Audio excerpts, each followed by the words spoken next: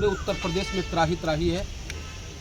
कहीं पुलिस का डंडा गरज रहा है, कहीं सरकार के आदेश पर बुलडोज़र गरीबों पे जुल्म ढा रहा है, कहीं मॉब लिंचिंग के नाम पर किसी का भाई मारा जा रहा है, किसी का बेटा मारा जा रहा है, कोई बेवा हो रही है।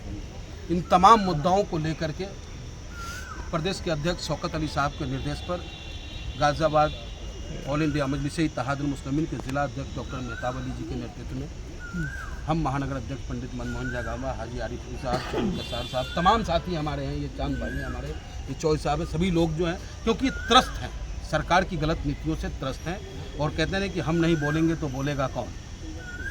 तो ऑल इंडिया मजलिस-ए-इत्तेहादुल मुस्लिमीन ने पहल किया है, जबकि आपने देखा होगा कि उत्तर प्रदेश के तमाम अल्पसंख्यक मतदाताओं ने झोली भर भर कर सपा और कांग्रेस को वोट देने का काम किया, लेकिन जब आज मॉब लिंचिंग होती है तो जुबान उनके नहीं खुलते। इस बात का दर्द है हम ऑल इंडिया मजलिस-ए-इत्तेहादुल मुस्लिमीन को। जब किसी गरीब पे बुलडोजर चलता है और उस वक्त में जब सपा और कांग्रेस के लोगों का जुबान नहीं खुलता है, तब हमें दर्द होता है। अरे भाई, हम सत्ता और राजनीति करने में, सत्ता प्राप्त करने के लिए हम नहीं आए, हम तो अपने लोगों को जगाने आए कि यार लोकतंत्र है, अपने अधिकार को पहचानो।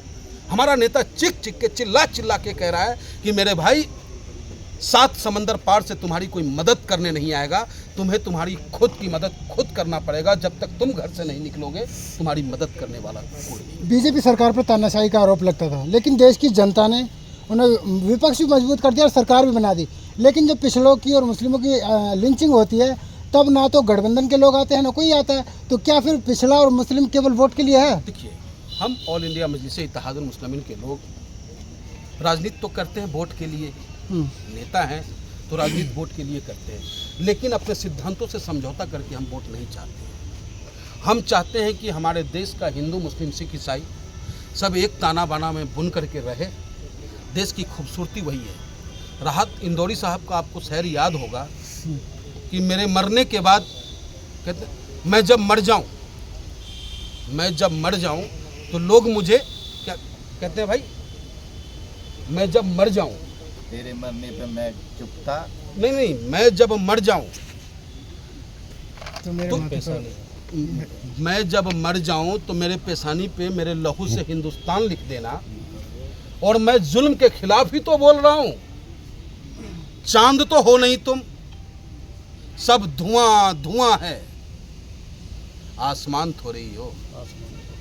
दोस्त, आग लगेंगी शहर में तो जद में आएंगे कई घर, शहर में कोई मकान अकेला थोड़ी ही मिला है। क्या लगता है ये बुलडोजर नीति पसंद नहीं आ रही क्या जनता को? जनता ने जवाब दिया है उस बुलडोजर नीति का।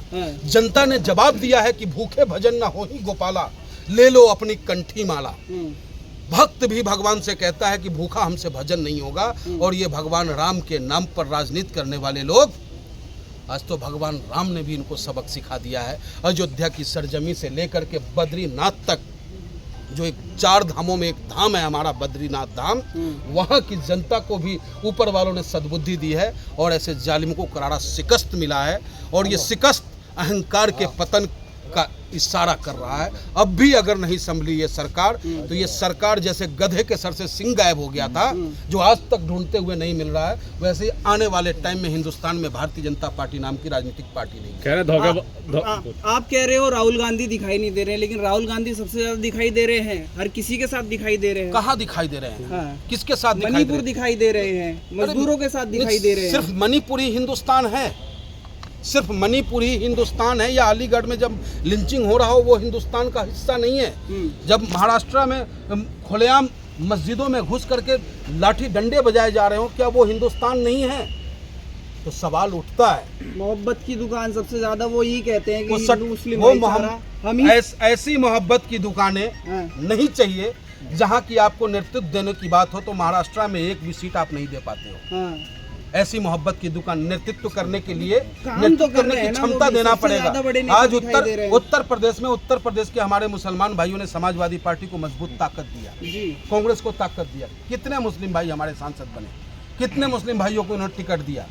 जहां गढ़ था वहां से भी उनको दूर करने का काम किया। और जब तक आपको इस लोकतंत्र में, लोकतंत्र की ताकत है, हिंदुस्तान का दिल लोकसभा, वहाँ अगर बोलने वाला आपका अपना नुमाइंदा नहीं होगा तो आपके हक और हुकूक के अधिकार की बात करने वाला कोई नहीं। सपा एक ऐसी पार्टी है उत्तर प्रदेश में सबसे ज्यादा अहम जो है वही है यहाँ पर, आपको भी मालूम है ये चीज, आप कह रहे हो नकार दिया है। नहीं, ऐसा कुछ नहीं है। सपा ही एक ऐसी पार्टी है, ऐसा कुछ नहीं है। लोग ये भी देख रहे हैं कि ये वही सपा है, यही वो तमाम पार्टियां हैं जो अडानी और अंबानी को गालियां देने का काम करते थे, आज 2.5 करोड़ की घड़ी गिफ्ट ले रहे हैं और पार्टियों में डांस करने का काम कर रहे हैं। क्या हिंदुस्तान का किसान नहीं देख पा रहा है? अरे भैया, इस तरह के खूनी राजनीति कब तक चलेगी? ये भेड़िए वाली राजनीति कब तक चलेगी? एक तरफ तो तुम अडानी और अंबानी को गाली देते हो, दूसरी तरफ तुम्हें वहाँ जाकर के गिफ्ट लेने में और दावत में तुम्हें बड़ा आनंद आता है, और हम हिंदुस्तानियों पे बोझ डाल दिया गया। 4 तारीख के बॉस 4 तारीख के बाद हर रिचार्ज महंगी कर दी गई। इतनी तगड़ी कमाई होने के बावजूद भी जो है वो सारा बोझ हम हिंदुस्तानियों पे डाल दिया गया। इसके खिलाफ कौन से विपक्ष के नेता ने बोला? अगर कोई बोला है तो वो हमारा नेता है, आपका नेता है, गरीब और कमजोर का नेता है, बैरिस्टर असदुद्दीन ओवैसी साहब। तो मोदी जी भी तो एक बात बोलते हुए नजर आए थे कि मेरा मुसलमानों से अच्छा नाता है, तो आपको लग नहीं रहा कि मुसलमान सुरक्षित नहीं है इनके साथ में? वो भी तो कह रहे थे मैं घर जाता हूँ, बिरयानी खाता हूँ। बहुत अच्छा जी। लेकिन ये बातें आपको याद है कि मैं कपड़ों से मैं पहचान लेता हूँ।